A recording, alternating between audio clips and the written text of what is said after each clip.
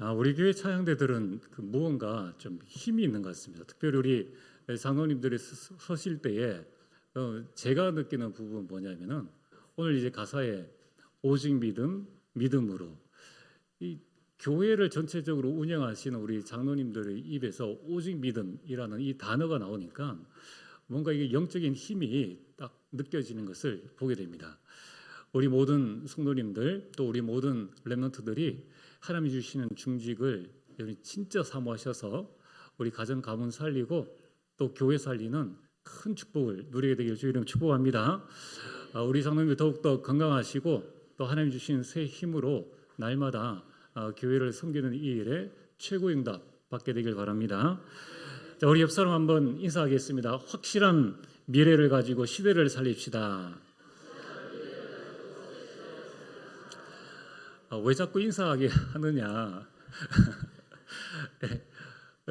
좀 뻘쭘할 수도 있고 막 그렇잖아요. 그런데 이제 각인시키기 위해서 확실한 미래를 가지고 시대를 살립시다. 여러분 아침에 일어나셔서 확실한 미래를 가지고 내가 오늘을 살리자. 확실한 미래를 가지고 직장을 살리자. 이 말 하는 것과 안 하는 것하고는 큰 차이입니다. 오직 믿음 고백하는 것과 그냥 하루를 지금 학교 갈 시간이네, 지금 직장 갈 시간이네 이런 것과는 완전히 다른 거예요. 그래서 오늘 말씀의 제목이 확실한 미래를 가지고 시대를 살려라. 오늘 우리 렘넌트들 이제 이번 주간에는 중학생들도 다 이제 개학을 하게 됩니다. 또 우리 대학생들 아직 조금 더 시간이 있지만은 우리 렘넌트들에게 여러분 꼭 하나의 말씀을 붙잡게 되길 바랍니다. 여러분들이 하나의 초점이 있어야 돼요. 그 초점이 뭐냐면은 여러분들이 확실한 미래를 가지고 시대를 살려라. 여러분들이 확실한 미래를 가지고 가정, 가문, 교회를 다 살리라는 거예요.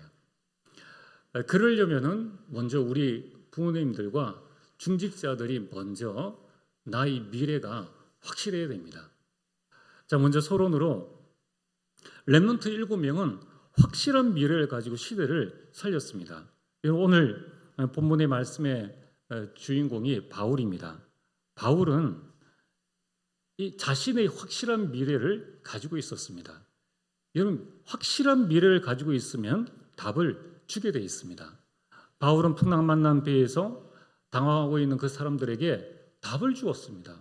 자기가 이미 그 풍랑에 대한 미래를 알고 있기 때문에 답 주는 것은 어렵지 않았습니다. 그리고 이 바울은 감옥에 가도 불안해하지 않았습니다.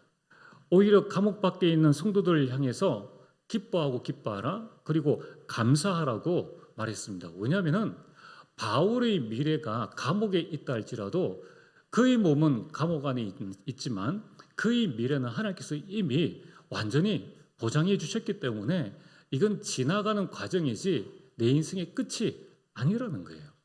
오늘 여러분들이 하나님께서 나에게 주신 이 확실한 미래를 가지고 여러분 개인과 가정과 가문을 살리게 되기를 바랍니다.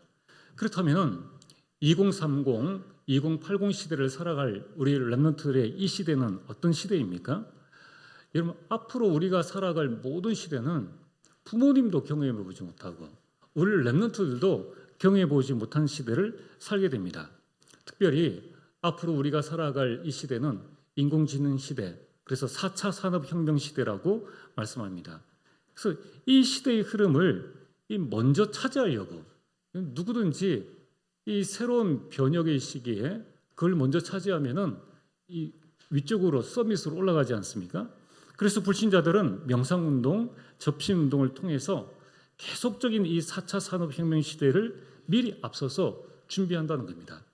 이제 어느 날 우리가 지금 4차 산업혁명이 뭐냐라는 부분들을 생각하고 있을 때에 이미 많은 기업과 많은 사람들은 이걸 다 준비해 두고 어느 날 우리에게 완제품 이걸 딱 보여준다는 거예요. 그때는 또 늦어지겠죠.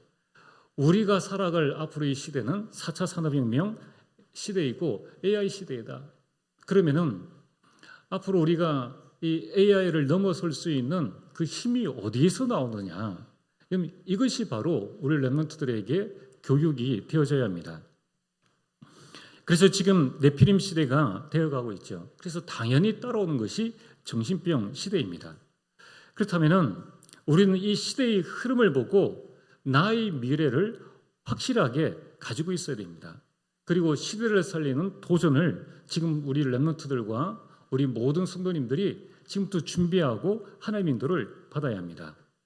여러분 어떻게 하면 되겠습니까? 하나님은 우리에게 인공지능을 뛰어넘는 하나님의 형상을 주셨습니다. 그래서 여러분들이 이 하나님의 형상을 깊게 묵상하시고 이 하나님의 형상을 회복을 위해서 여러분 기도하시면 됩니다. 하나님께서 우리에게 주신 이 하나님의 형상은 만물과 모든 사람을 이해하고 수용하고 초월할 수 있는 하나님의 성품입니다.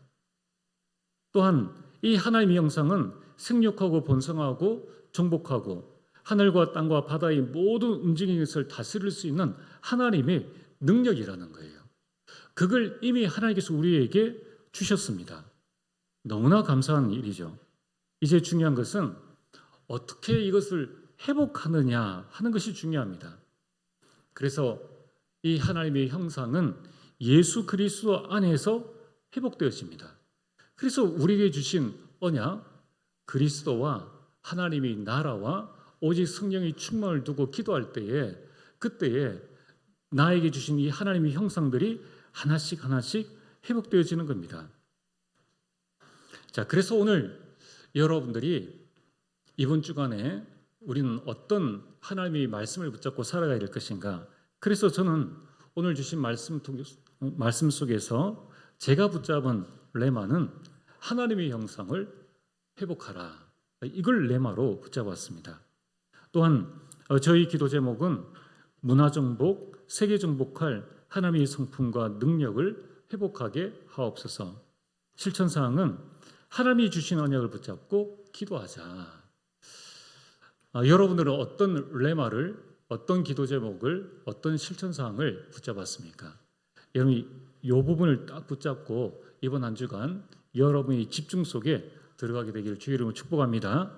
자, 오늘 본론입니다. 자, 그럼 확실한 미래를 가지고 시대를 살리라 라고 말씀하셨는데 이 확실한 미래의 내용이 뭡니까?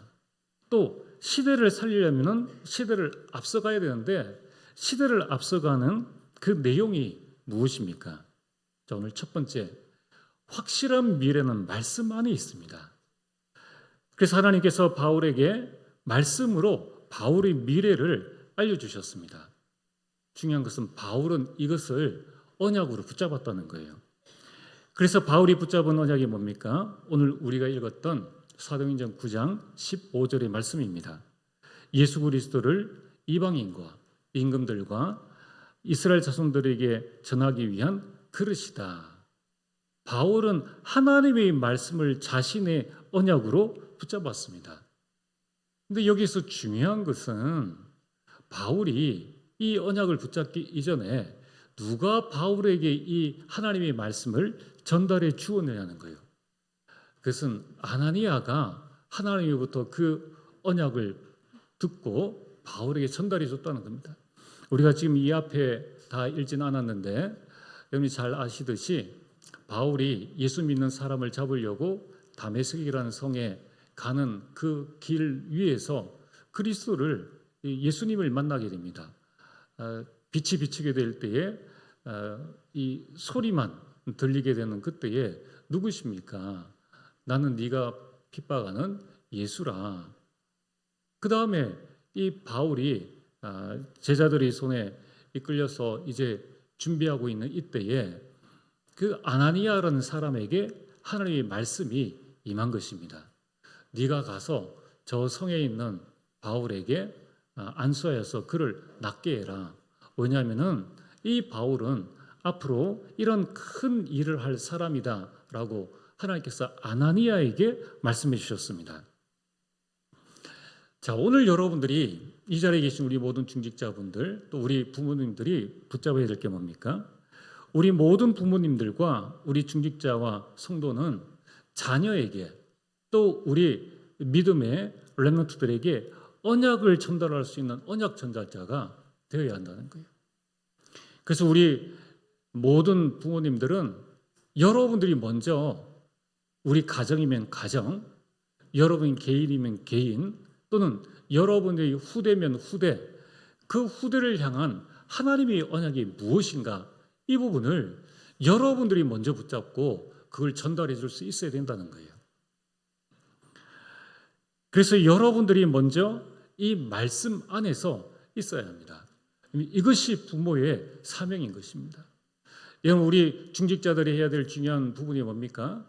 교회에 대한 언약을 교회 안에 있는 렘넌트들에게 전달하는 것, 이게 가장 중요한 부분입니다.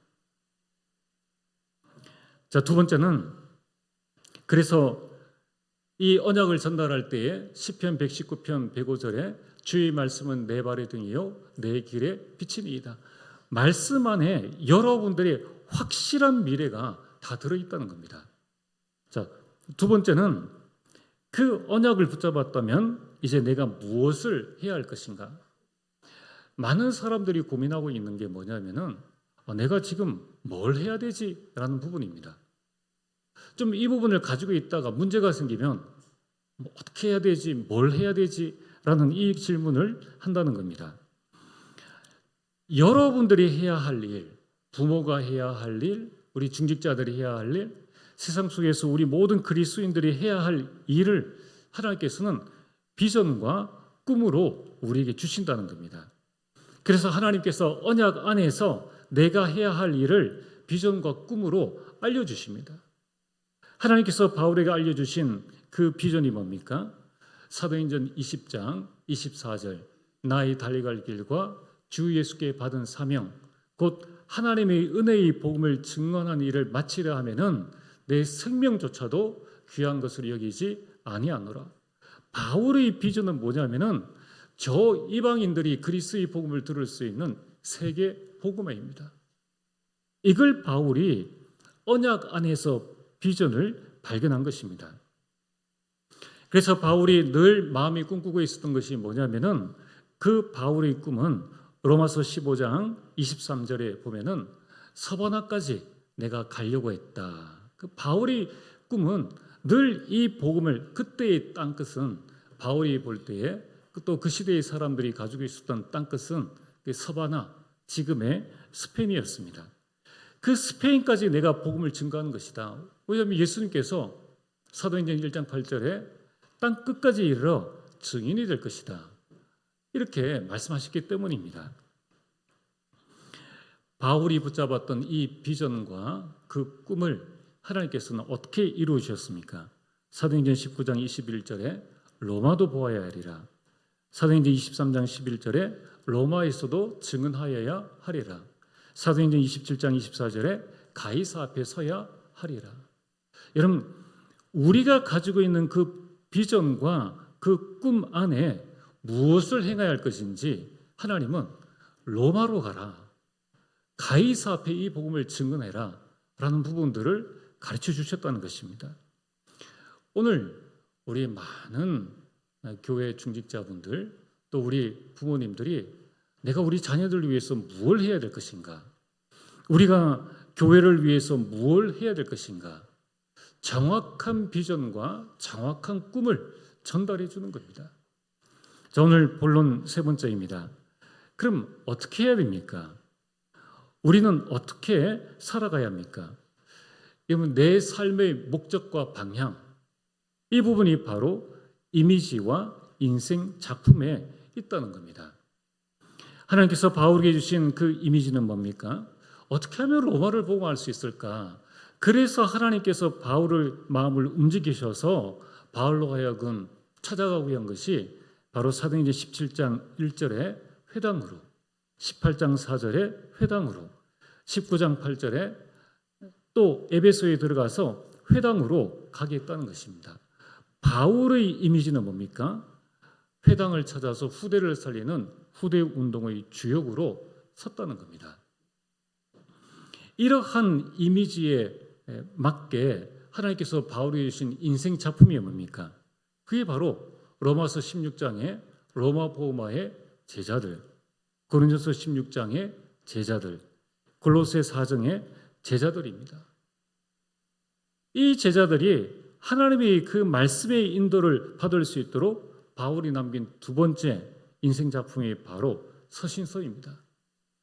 로마서부터 시작해서 빌레몬서까지 13권의 서신서, 또 어떤 사람들은 히브리서까지 14권의 서신서, 그 바울이 어떻게 해야 될 것인가, 이 모든 것들이 이 바울의 이미지와 인생 작품 안에 다 들어있는 것입니다. 자, 오늘 하나님께서 우리에게 주시는 확실한 미래가 뭡니까? 그게 바로 하나님께서 나에게 주시는 언약 안에서의 비전과 꿈과 나의 이미지, 나의 모습과 나의 인생 작품입니다. 이것이 확실해질 때에, 그때에 우리는 어떤 현장을 가든 그 현장과 시대를 살리게 되어 있습니다. 자, 오늘 결론입니다. 오늘 여러분들이 하나님의 형상을 회복한 여러분들, 하나님께서 나에게 주신 CVDIP를 붙잡고 있는 여러분들이 살면은 다 살릴 수 있습니다.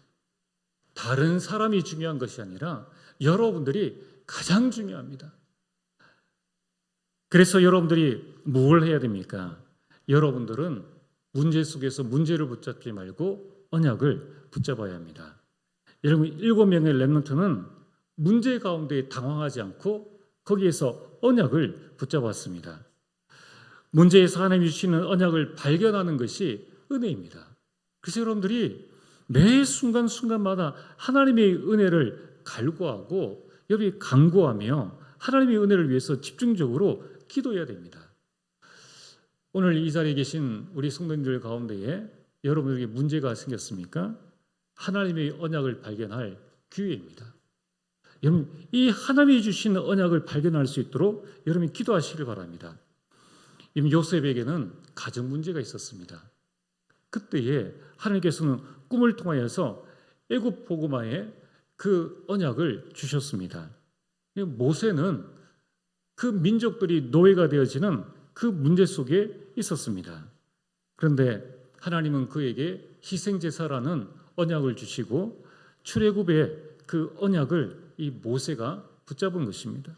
이처럼 7명의 모든 렘넌트들은 문제 속에서 문제를 통해서 언약을 붙잡았다는 겁니다.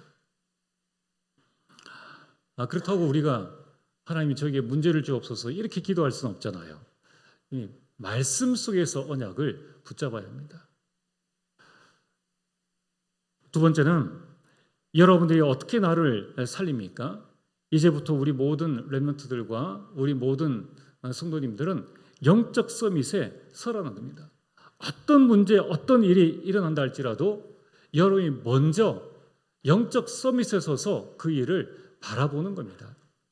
세 번째는 이제 지금부터 우리 모든 렘넌트들은 좌절하지 말고 낙심하지 말고 이미 모든 것을 다 이길 수 있는 하나님의 형상을 주셨습니다. 그래서 여러분들 이제부터 해야 될 일은 시대를 살리는 도전을 하는 겁니다.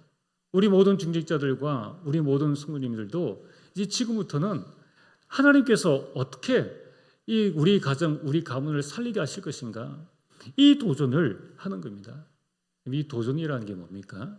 우리가 뭔가를 새롭게 열심히 하라는 것이 아니라 이 시대를 살리는 도전은 언약을 붙잡고 계속 기도하라는 거예요. 기도가 끊어지면은 결국은 모든 것이 정지되어집니다. 여러분이 언약을 붙잡고 계속 기도할 때에 하나님이 주시는 힘이 생깁니다. 그 힘으로 도전해야 된다는 거예요. 그래서 여러분들이 지금부터 138의 언약을 여러분이 붙잡고 24시 기도 속에 들어가게 되기를 바랍니다. 그리고 하나님께서 나에게 주신 그 인생 여정, 그 7대 여정을 여러분이 딱 붙잡으시길 바랍니다. 그래서 지금까지 4가지 여정을 말씀드렸습니다. 성삼위 하나님의 임재, 그 성삼위 하나님께서 나를 구원하시고 내 가운데 역사하고 계신다. 그리고 성삼위 하나님께서 나에게 하나님의 형상을 주셨다는 거예요. 이걸 붙잡고 이제 우리는 시대 살리는 도전을 하는 것입니다. 이번 한 주간 일평생 여러분의 확실한 미래 CVDIP가 나올 때까지 여러분이 계속 말씀을 묵상하시고 말씀을 정리하시고 말씀 듣고 난 다음에 우리 전도회와 포럼하시고 카톡방에서 계속 포럼하시다 보면은 그때에 나에게 주신 언약이 나옵니다. 그 언약을 붙잡고 계속 기도하시면은 내 인생의 비전과 그 꿈이 나오게 됩니다. 그리고 내 인생의 모습과 인생 작품을 남기게 됩니다. 이 미래를 가지고 여러분 자신과 가정 가문 살리는 큰 주역으로 서게 되길 주의 이름으로 축복합니다.